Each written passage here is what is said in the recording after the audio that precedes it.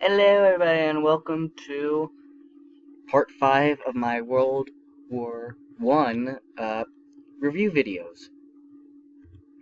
So, as we left off with this quote from Barbara Tuchman, for some reason, the Russians, no matter how many times they lose, for a while seemed like that everybody still thought they were invincible. Uh, and again, contrary to German strategic planning, uh, the Russian army mobilized far faster than the Germans thought possible. One of the exceptions to the idea in this time period that the Russians uh, acted below what we expected. And I'm not dissing Russia.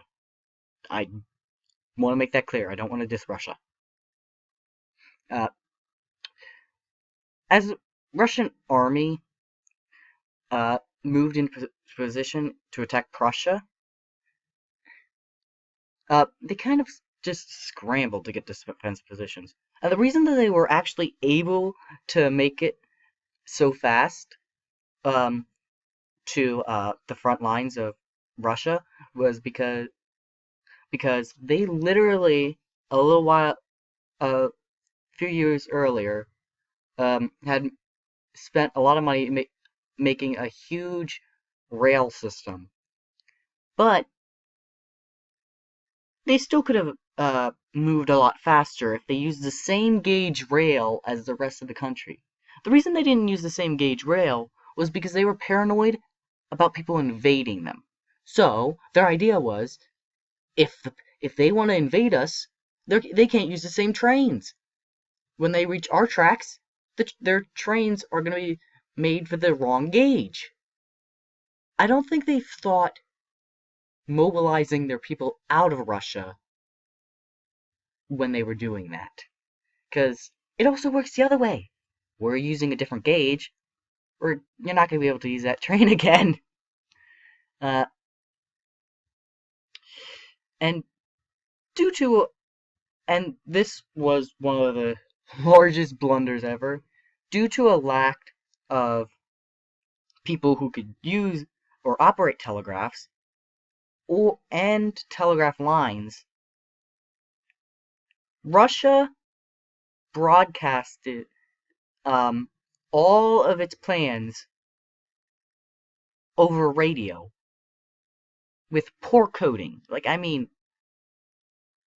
it'd be, I'm exaggerating here, but it'd be something like A equals Z and B equals Y. Like backwards alphabets thing, or letters equal numbers, like every other, or something very simple that could be cracked in 5 minutes tops. Uh, and this kind of enabled Germans to consolidate their forces to oppose one Russian army at a time.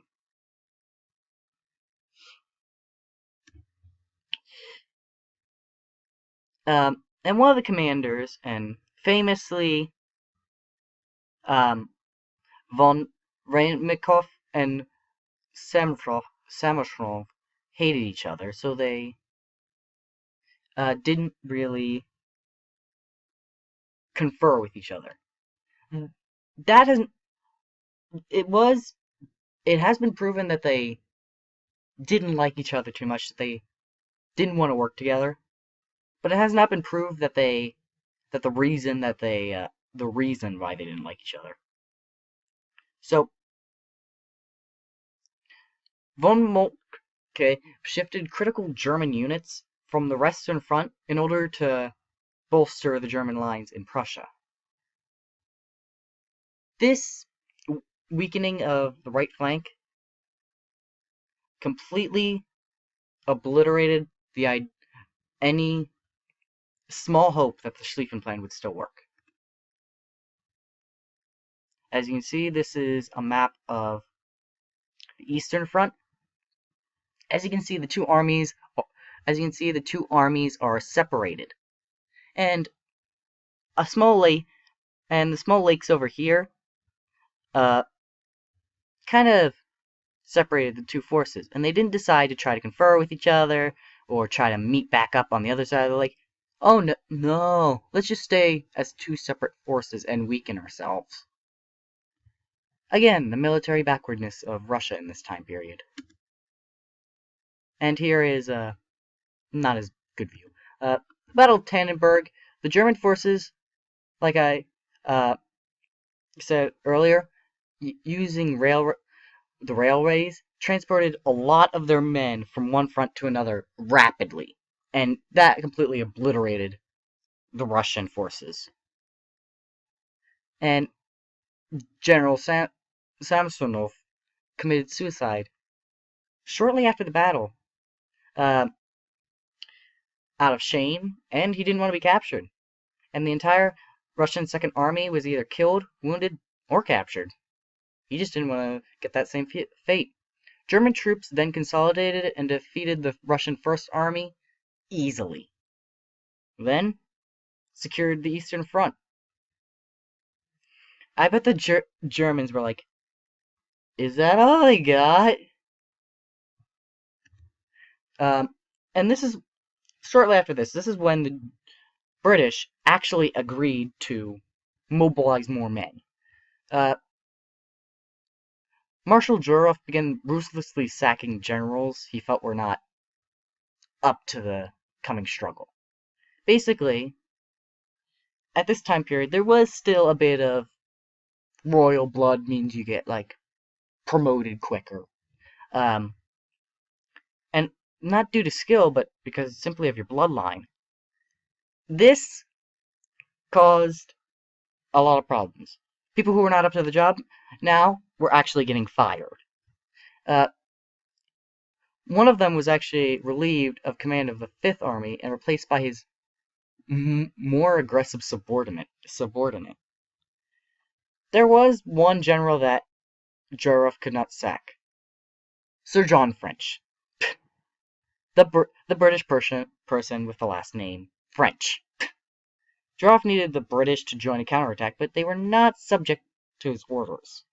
He traveled to French's headquarters, not France's headquarters, French's, outlined the plan, and he begged him to commit his soldiers to the desperate battle. And he said, and I'm not going to try this in French, Marshal, France is begging you.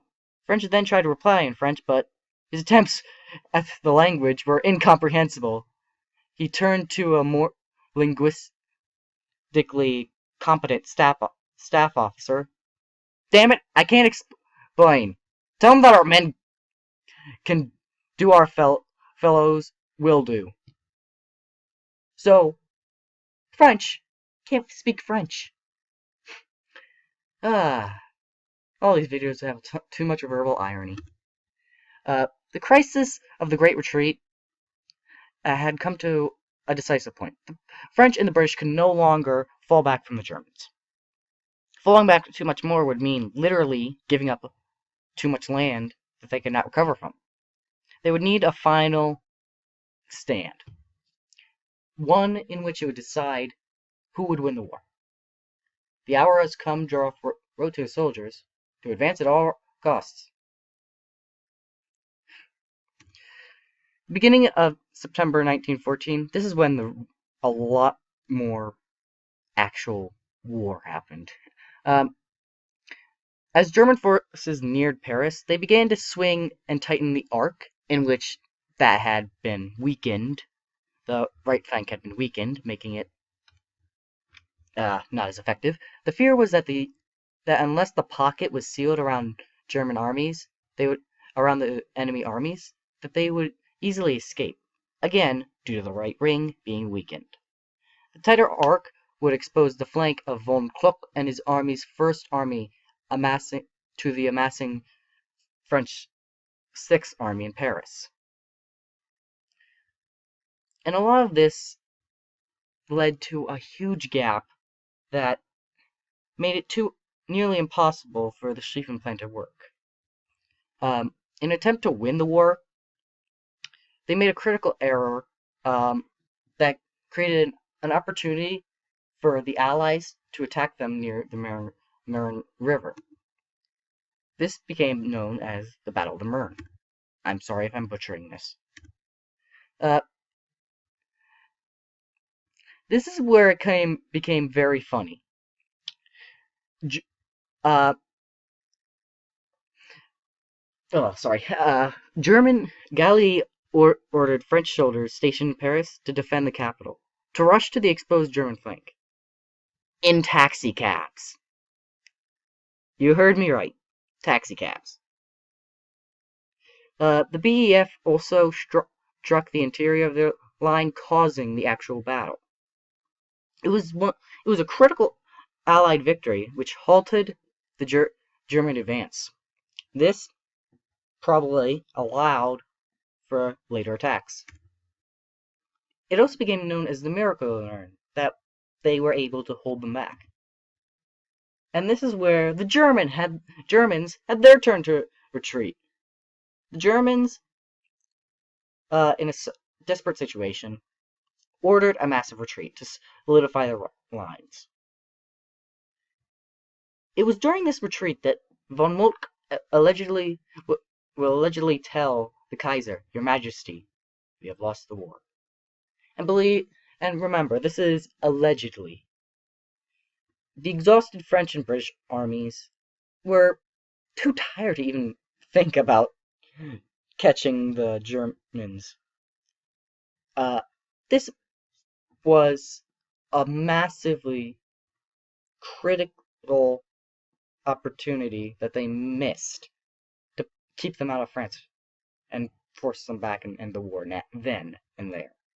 The Germans would continue to fall back until they reached the hills above the Seine River. This gave them a great geographic position to make their last stand. In effect, the French and British attacks on the lines at the Seine will cost a lot more lives, and basically this is the start of trench warfare. And another quote from Barbara Tuchman and the Guns of August. I will not read this one, but you can pause the video now if you want to read it. And this is about the time when they hit the race to the sea, which is not an actual race. It was actually, it started out with,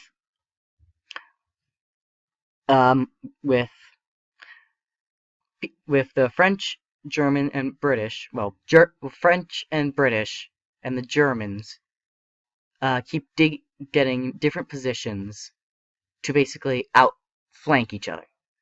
So the Germans are here, the British are here. They then move up here, and in reaction to that, the Germans move up here. And in reaction to that, the French and British move up here. Well, actually, first the Germans then move up further to get a better position. In reaction to that, well, actually, then later, the Germans move up a little bit more, and basically, it's a bunch of them pretty much doing leapfrog with different tactical maneuvers to keep the upper hand. This will result in the famous race to the sea.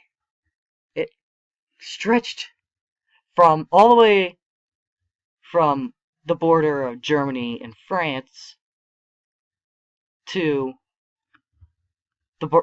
through Belgium. This will cause a lot of damage to Belgium. This began trench warfare. Learning the lessons of violence and destruction from the opening months of the war, they started to appreciate the idea of a defensive position. Troops began digging holes for them to hide in, and then when they weren't getting shot at, they started connecting those holes, making trenches. All these trenches then actually started forming lines and zigzags, and actually now some of them actually still are in Belgium and France. You could actually still go to what was once a war zone and sit where a German or French soldier sat nearly half a century ago.